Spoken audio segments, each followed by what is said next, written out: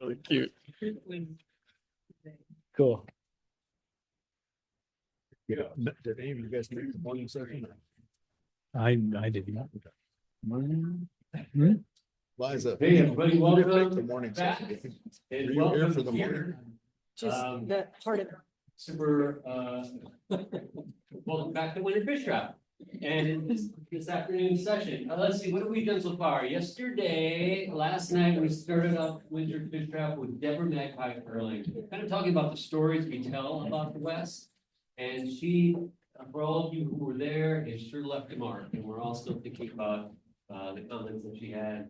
And then this morning, Kathleen Ackley from the Land Trust had a fascinating board talking about what is the West, and all of you kept going and going. And hopefully you wrote some legible notes that you. I did, yeah. Okay. And now this afternoon, Well Resources has put together another fine panel. The title of this is Who Lives and Works in the West? Who lives and works in the West, and how has that changed over time?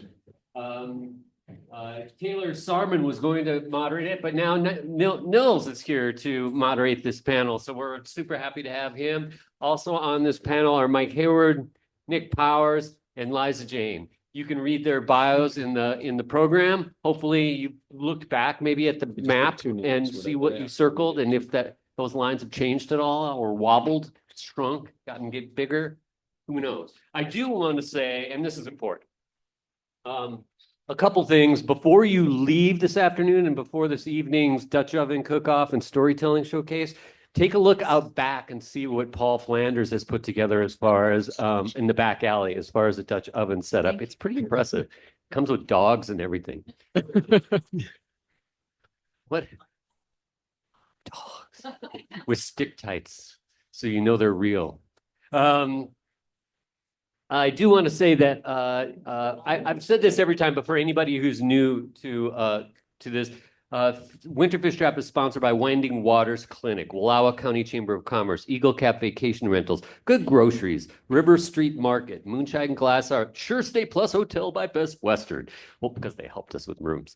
Wallowa County Grain Growers and M. Crow, and we literally could not have put on Winter Fishtrap this year without our program partners, Wallowa Resources and Wallowa Land Trust. These partnerships are what make these programs fun. Okay, so without too much more, I just want to again remind everybody that tonight is our storytelling showcase featuring people like Jenny Tippett and Pam Royce, Deborah Magpie Erling, Robert Stubblefield. It should be a blast. So I think this session will run until maybe 3:30, something like that, and then we'll reopen tonight at 5:30, and the food is at 6, and then the program's at 7. So without any further ado, take it away. All right. Thank you, Mike. Good afternoon, everybody. I hope you all had a good lunch and enjoyed the morning session. As Mike said, I'm Nils Christoffersen. I'm the Executive Director of Wallowa Resources, and I am standing in on last minute for Taylor Sarman, who was our Economic Development Fellow. So why are we doing this? Well, first, everybody at Wallowa Resources has a strong appreciation for Fishtrap and their commitment to providing good community conversation and engagement. But we're also really invested in this question about the West, its identity and value, the people and its future. All of that is relevant to our core mission and purpose, and our work focuses on the intersection of land stewardship, education, and jobs. For the past 29 years, we've worked to support healthy landscapes, healthy rural economies, and unite people in this effort, and unite people in the effort, and unite people in contributing to our community. As you all know, I think you guys have probably participated in more Fishtrap sessions than I have, but it's designed to encourage thought and discussion. We've got 3 fabulous community leaders and friends who will share their perspectives on who lives and works in the West, and more specifically, who lives and works in the rural West. And that'll be followed by a period of small conversations amongst yourselves, and then some full group Q&A back with the panelists. That'll be the first hour. And then when that's done, we're going to break into another activity centered around this idea of a stewardship economy. And there's a couple posters around the room describing that, but we'll go into that in more depth at the break, sort of at the top of the hour. So to kick this first part off, I've been asked to share a little bit of context, and I have to start by saying I'm not a Westerner. Those of you who know me know that. I moved here with Annette and my kids, Celia, who's around here someplace, in 1999. But the question about who lives and works in the West and what is the West, it serves for me as a microcosm of a larger question about the meaning of place, the meaning of community, and does geography, does history, culture, connection matter? Or do we view place in really simplified terms about property value, labor and property costs, aesthetic and recreational opportunities? All of those things matter, of course, but the value and meaning of place is much deeper than that to me, and it's distinct to every place, and it's different in every place. So let me say right up front that I think the most valuable, yet undervalued and underappreciated part of the West are our landscapes, our lands, and the tribal and local communities connected to these lands and to their stewardship. I also believe that the West is better off when there are more people working on and caring for the land. But I'm getting ahead of myself. I'm honored to be moderating the session with this panel, and let me just give a little bit of sort of broader regional context. As I do that, I'll invite you to just look at the national context that's up on the screens, that's sort of talking about how occupational sectors have changed from the late 1800s to today. And that provides a little bit of backdrop, because sometimes when we talk about place, we think like either good things or bad things are happening are unique to us. But a lot of the changes that have happened here and have happened across the rural West are part of larger national and even international changes that are occurring. And I think that's important for us to think about, because it helps inform our understanding of the problems or the issues, but also how we could respond to them. The West, in my opinion, has gone from a highly productive and dynamic region with broadly shared prosperity to the region with the highest concentration of population and wealth in the country, all in a few cities. This concentration is partially explained by the West being home to over 90% of the country's federal lands. So the geography of settlement and development is naturally limited. But it was spurred by industrial growth since the Second World War and accelerated with the advent of suburban living first and the emergence of high-tech industries. Over the last 35 to 40 years, significant changes in federal land management, as well as tax policy that impacted larger vertically integrated timber and ag companies, have all contributed to these trends of depopulation of the rural West. Where does that leave us now? Nearly half of the West's 415 counties, which cover more than 80% of the West land area, are considered isolated, sparsely populated rural counties. They are characterized by older and stable or declining populations, higher unemployment, lower wages, higher income volatility than the West's urban and suburban counties. Government jobs, which includes local, state, and federal government, and in local includes our school districts, are typically the largest occupation in these counties, followed by agriculture and other forms of natural resource jobs. Non-wage income makes up more than half of total household income, including various forms of retirement, healthcare, social welfare support, and more recently, investment income. Healthcare, real estate, construction, recreation, and tourism are sectors of greatest growth across these counties.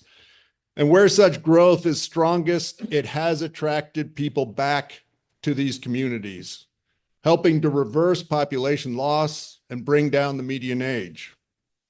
But some of these changes also drive wedges in the custom and culture of place and can create conflicts between old ways of life and new.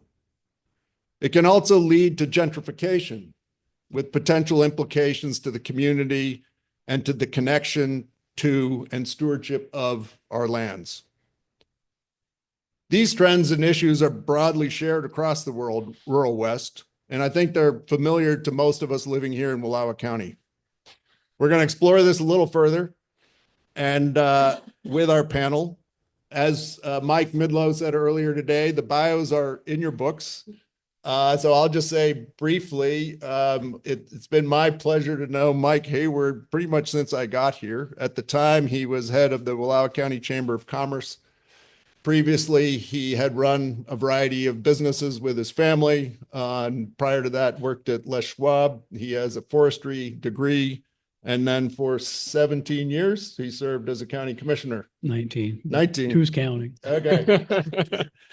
So, Mike, please share your perspectives on this question. Okay, thanks, Nils. First of all, you should know I am not a native of Wallowa County, just like Nils.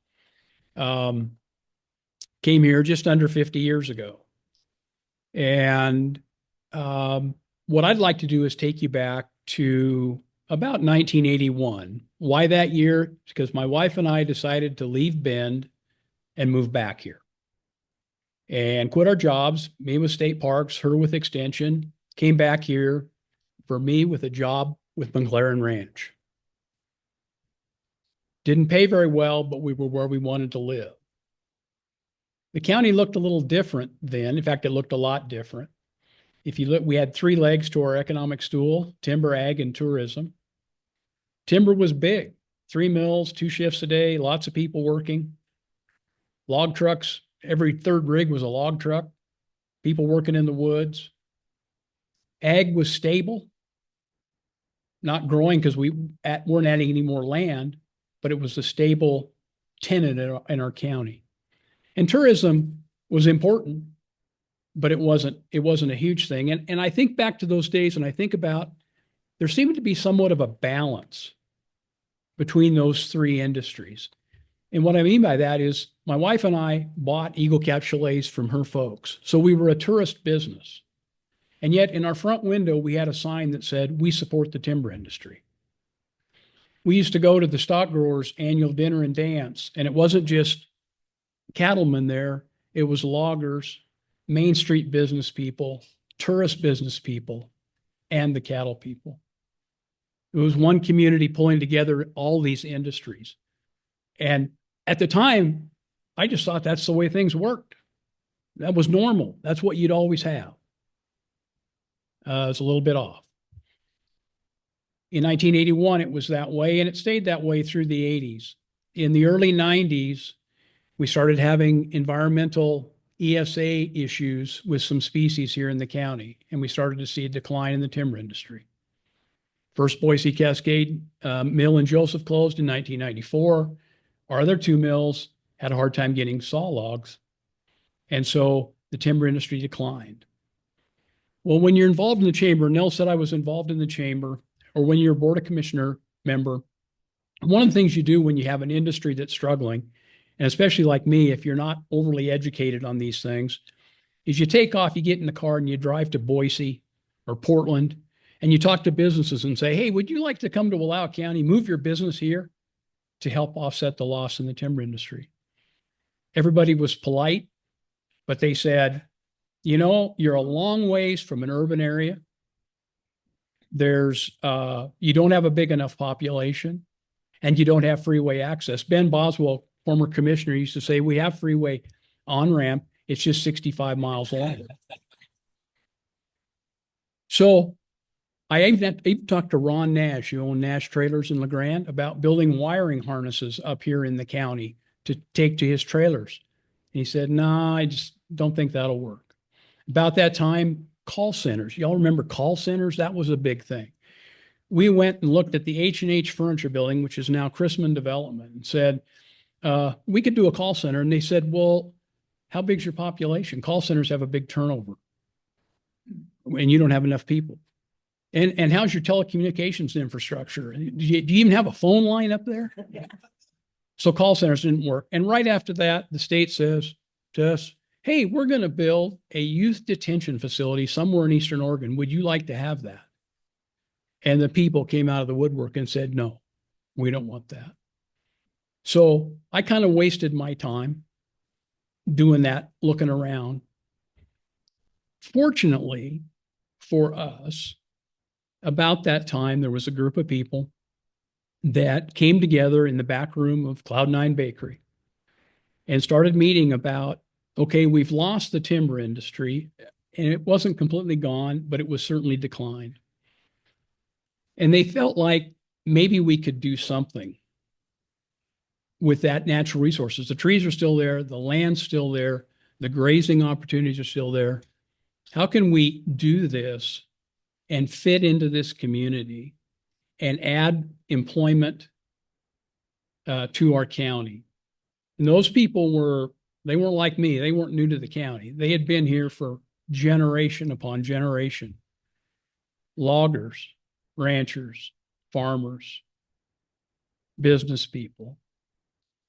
And after I don't know how many meetings, they came together and they really did two things.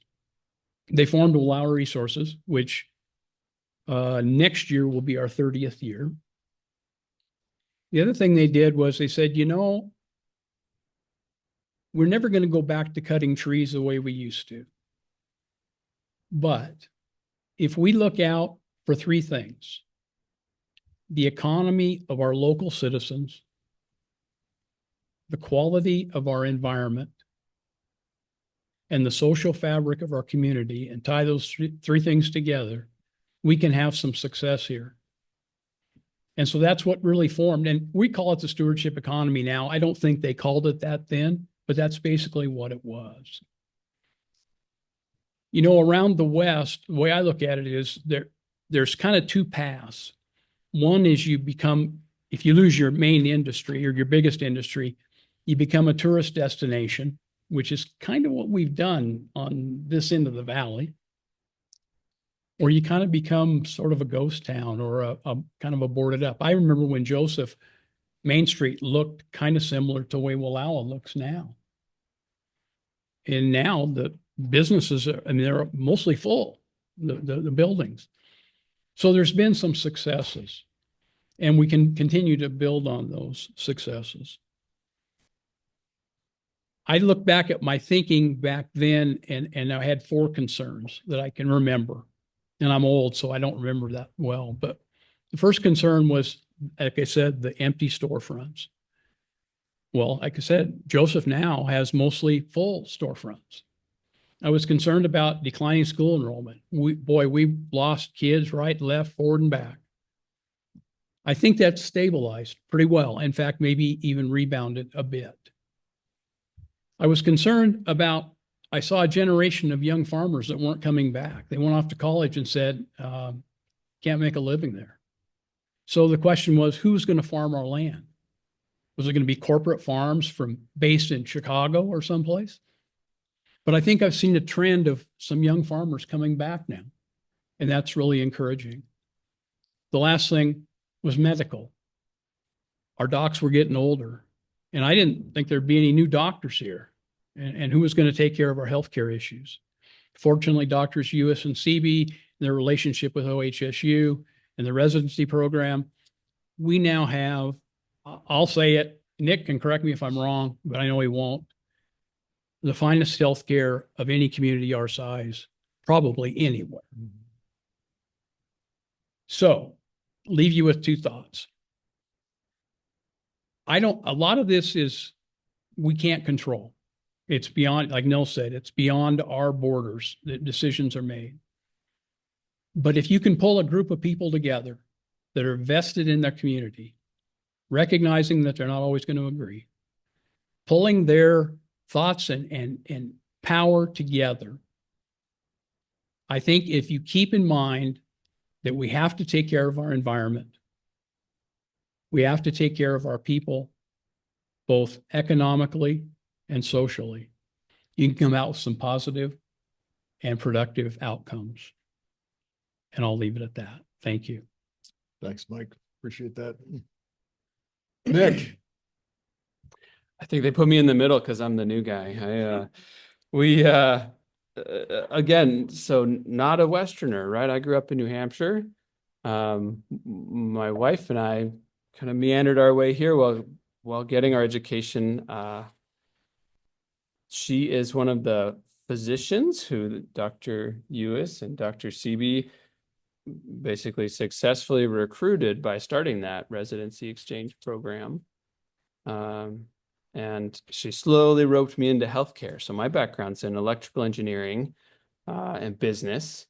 And I've worked and lived in places where we were anonymous and just part of a big system. And when we came here when she was a resident, and she worked for a couple months with Dr. Ewis in particular, we found a place where it's like, oh, people like actually see you, and you can make a difference in a way that you can see.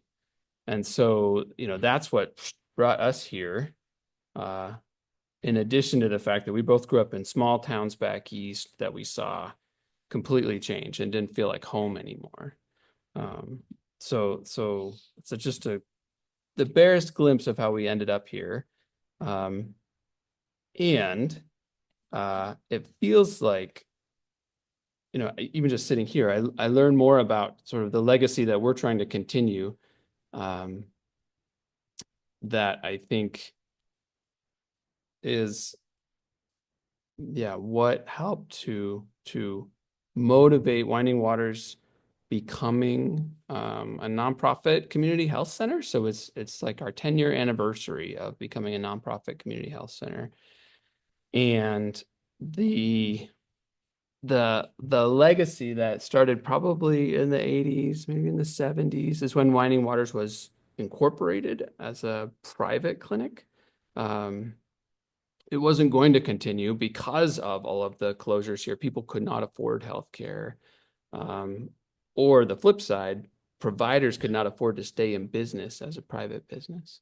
And so, in the 2013, 14, 15 timeframe, the docs got together, Dr. Powers, Dr. Grandy, Dr. DeYoung, Dr. Seeby, and tried to figure out, okay, what's next, right? If this is where we are, what's next for healthcare in Wallowa County that we could sustain? Because the private practice model was failing, right? So the doctors were making payroll for their employees, but not bringing home enough dollars to take good care of their families, and not nearly enough to recruit the next generation of providers. So we became a nonprofit in 2013. We earned a special federal status in 2015, called the Federally Qualified Health Center, which brought a whole lot of benefits because the feds considered this a high needs community, and because, just a few key people got together and worked on creating this nonprofit and making the case that it deserves some funding. And I think we see that, we hear that time and again, that it takes a few key people to make something happen here. And if they do, we can really make a lot of difference. And if they don't, like, we can lose things before we realize it. So with that federal status, we've been able to expand access to care from, there was a time when my understanding is it was only Dr. Seeby and Dr. Ewis in this community. Holding down the fort, holding down and just all the aspects of healthcare that they could. We now have, I think, 12 physicians working in the community, and Winding Waters has expanded into dental and mental health care. Center for Wellness is doing well because of a special federal status and their hard work. The hospital is doing well. The employment in healthcare in Wallowa County is more than 5% of the population, and probably nearing 10% of the population as our county ages and people have needs. Like when I see the line on the chart there, the professional services, I'm like, oh yeah. Healthcare wages are pretty good. So, at least at Winding Waters, like the average gross wage, so this is average, is $87,000 a year. For an individual. And then we have average benefits costs of another $20,000. And that's across 87 full-time equivalents. So I'm an engineer, I like data. We're growing that workforce and those family wage jobs, along with our community partners, Center for Wellness and the hospital in particular. The other thing that we've worked hard to expand is the number of learners coming to our community, right? Because we know we have to continue with that legacy that USNCB in particular set. So last year we hosted, we'll get the number right, 40, or how many learners, where'd they go? The learners are always all over the place. 45 learners. So 45 learners. So a learner. So from the residency program, we still get, we've actually increased it to about 16 residents a year that we have coming through. So these are family physicians that potentially could come to work here within a year or two of their clinical rotation here. And then the other learners that we host are MD students, PA students, dentists. We even have pharmacists that rotate through here. So really working hard to make sure that we're finding the people that come next, because they are few and far between who want to live here, but when we find the right person, it's really valuable. Any other point? Yeah, and then just, you know, I think the key way that we are sort of building community resilience is by taking good care of people when and as much as we can where they need us. That helps people hold down jobs. That helps people retire here and not have to move away. And that helps make sure the next generation is growing up to be able to care for the land and expand the good work we're doing here. No, that's great. I like, and that story you just told too about the way you sort of tee up the pipeline to get the next suite of providers, physicians, doctors in. I think we've all need to think about that across many other sectors, including forestry and agriculture. But touch on more things, community and natural resources. We've got Liza Jane, who's actually from here. No, No? Oh, the family. yes, yes. Thank you, Nils. I'm from Oregon, though. I'm definitely rooted in Oregon. I want to start. I am a treasure that I hold is my great grandparents' daily journals from 1893 to 1943 of homesteading the land that I live on. And so this morning, thinking about what to visit with you all about, I grabbed one of these out of that case, and I came to today, February 15th in 1896. It was 26 degrees and it was clear. My great grandfather wrote, "The sun rose early in the morning, shined most all day, thaw a little. Charlie Miller came over and got dinner. Belle, Lee, and Mrs. Fitz went to town. Charlie and I hauled manure and went to town at 2. Charlie went to town at night. A basket supper at the Presbyterian church. Aunt Sarah came home. Squirrels out," which I thought was great. We always mark that day too.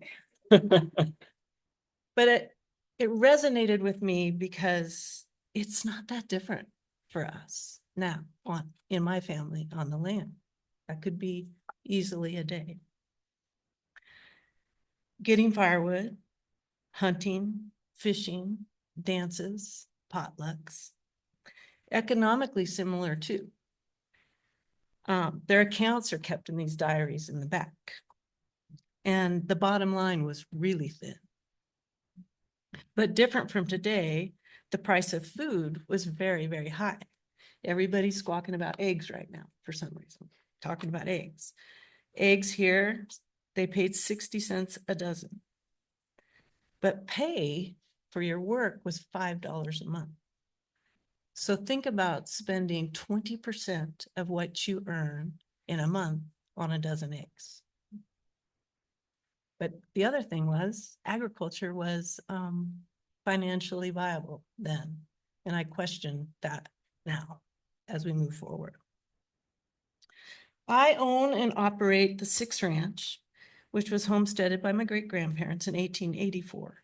It's a family business that includes the 4th, 5th, and 6th generations working together on our land. We're a small operation. We include agriculture, recreation, and conservation. We sell grass-fed beef and lamb. We have a farm stand that offers the food that we produce and some of our neighbors.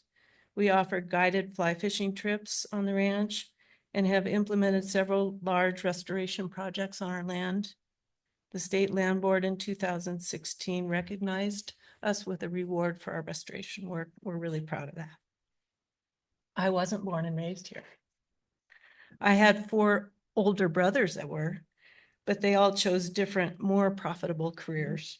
So the ranch was still an option for me.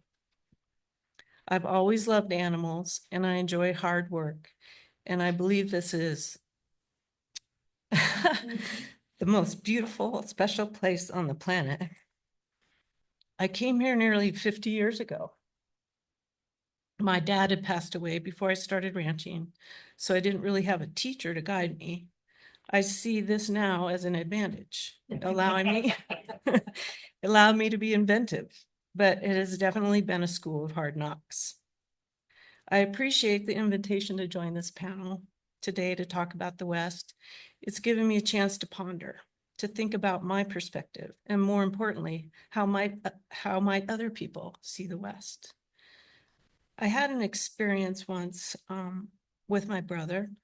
My brothers wanted to sell out and I wanted to stay and hold. And so we had to figure that out. And how could I buy it? How could I buy the ranch out for my brothers? And it took 5 years to figure that out. I went from like homicidal thoughts to solution, right? And in one of the coffee table conversations about how to get there, I learned about that everybody has different values, and especially for the land. But he said to me, you know, Liza, you're really not producing anything of much value here. And I was like, you know, really? Wow. I thought I was raising food to feed people. I thought that was important. But it also taught me that after thinking about it for a while, I did stay a little mad about that for a while. But I learned from that you know, people are removed from the process of food. They don't know. Really a large percentage of our population goes to the store where the food is from, and they're not connected anymore to how it's produced and where it comes from. And so I thought, well, if I'm not producing from an urban, he lives near Seattle. So from an urban perspective, what we're doing isn't really that valuable. What is the value? What do they see? Because I know this place is valued, but what are people seeing? They're not seeing food production. So I thought, I bet it's like me, it's open space. It's open, healthy land and space.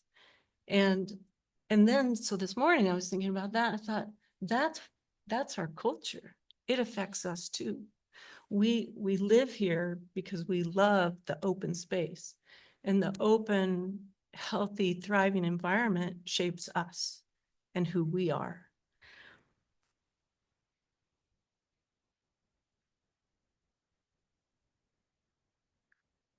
The people that live here, and I think in the West, we feel a connection to the wild.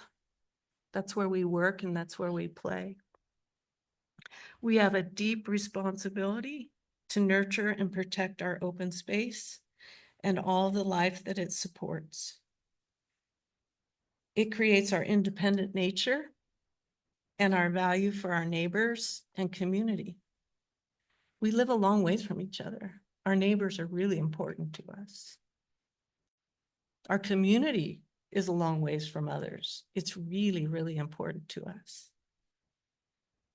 We call this county, my kids told me anyway, it's the land of 1,000 mothers. That was their pain growing up. But to me, that means we know each other and we take care of each other. The idea of the value of our landscape was shown to me by another experience. We sell grass-fed beef, and we'd been doing that for several years, a lot of direct to consumer and a lot went over to the valley. And I thought people bought our beef because it tasted good and it was healthy for them. And I made that assumption without knowing. And it was several years in and I thought, I should ask, I should find out. Why do people keep buying our beef? So we did a little survey and we sent it out. And we found out it was because of the way we steward our land. Second was it was good beef, but first was how we stewarded our land. And I thought, oh my gosh, that's the most important to us too. And we didn't even tell you about it. We didn't even share that. We were just talking about the health of our beef. So again, it's this place, it's this land, it's the health of it, it's the beauty of it, and that's who creates us, and we nurture and protect it. I want you to know about the people in the West that work here, that live here, all of you. I want you to know that the people who work and live in the West are taking care of this beautiful land.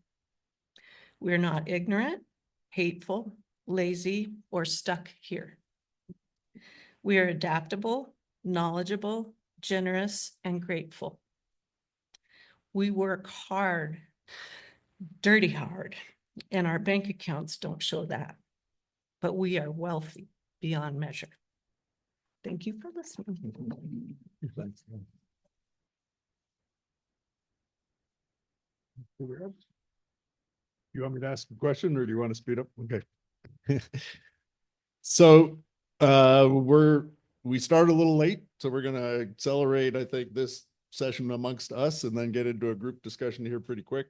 But you know, given those larger national trends that have been ongoing since the late 1800s, and I think a collective sense, at least amongst us on the stage, of the importance of maintaining as part of our multi-legged stool now, those legs that are connected to the land and caring for the land.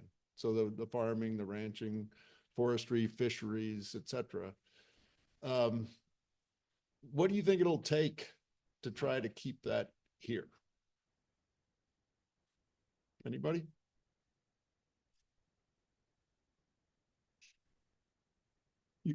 You're talking about just here in Wallowa County or Right in the now, West? yeah. I don't know that I have the answer to that. I think one of the, you know, I mentioned that I've been encouraged that we've been seeing some younger generations of farmers coming back. That's certainly a help in that direction.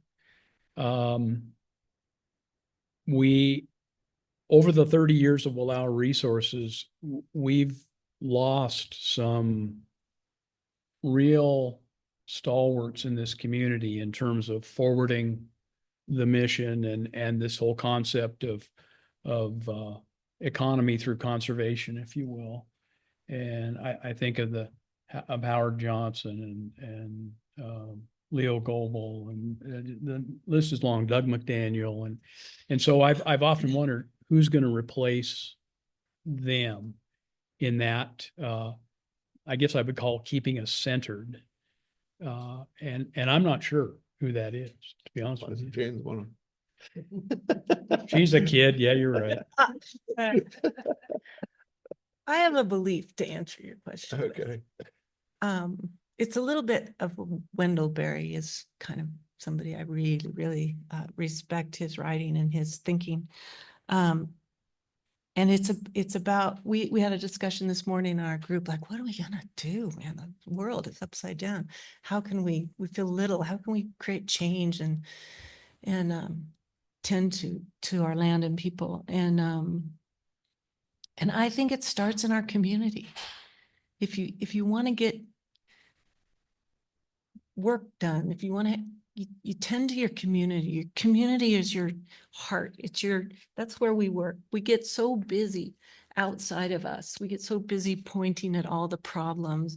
And really in your community, we can affect change right where we live, right with our neighbors, right with the people that are coming here. We welcome them, we're inclusive, and we take their strengths and we apply them. And that's what I think will help us keep going forward. Yeah.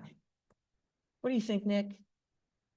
I don't know. I mean, I think in our preparation, one of the things we talked about was that what's the right term? It's almost helpful to have like town jobs for some of the ag sort of families and workers, that if somebody's got a good paying steady job with benefits, then they can also run the ranch, the other person in the family can run the ranch, or it can be a side gig. So I think there's a little bit of a practical, like, how do we have enough professional services jobs that also help people afford to do the other things that maybe don't pay as well, but are super important for the community? Yeah, I think that ties back to what you were talking about between your great grandfather had a viable farm operation. It might not be viable today.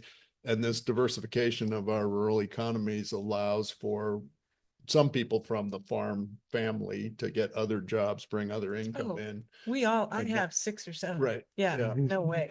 Yeah. Yeah. The other thing I think from healthcare,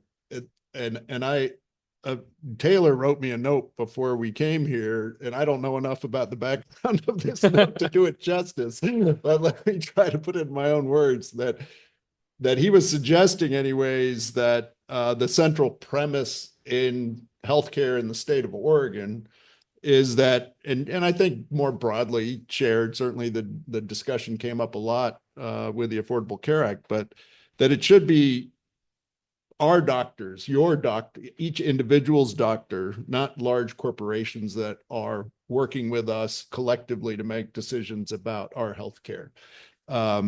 And that medical practice should be owned by physicians rather than outside corporations. Now, that's not totally true, obviously, in Oregon, but in Wallowa County, we have maintained local ownership and local leadership of this. And that, I think most people would agree, has translated to better care, right? And it's certainly better relationships and trust in what is happening. How does that translate more broadly to community and land stewardship? And not just in healthcare?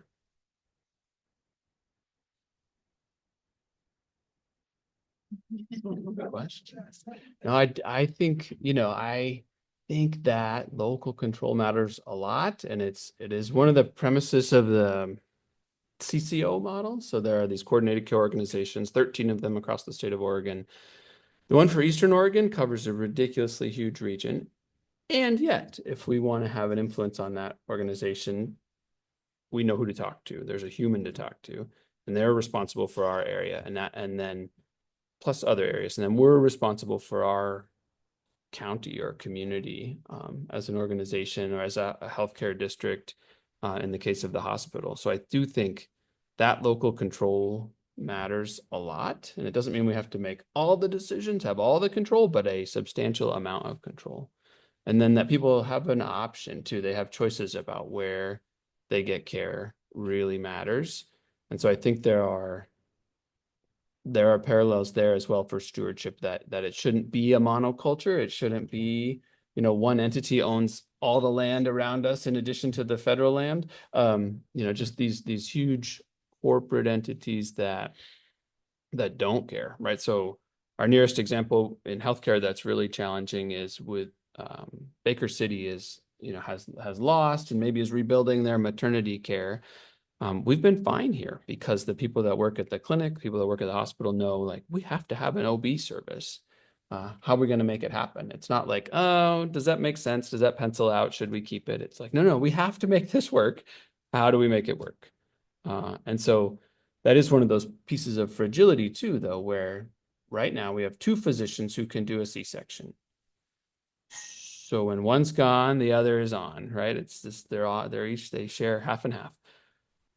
If we were down to 1 person, what do we do? So I think, we're all working hard to keep strength in that system, and it takes commitment from individuals, and it's sometimes more fragile than people realize. Are we switching, or what do we want to do now, Avery? Yeah, so we have some table questions for everybody to kind of chat amongst yourselves in some small groups. And then we'll bring it back to the main stage for a Q&A in about 5 to 10 minutes. 10 minutes? Okay, super. And then there'll be questions back to us. Great. Yeah. So we're gonna do 2 groups, 4 to 5. Four to five. You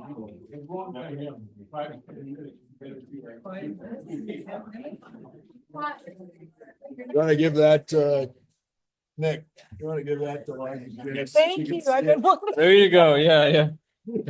I tried to like take a mental snapshot before I sat down. Look at that.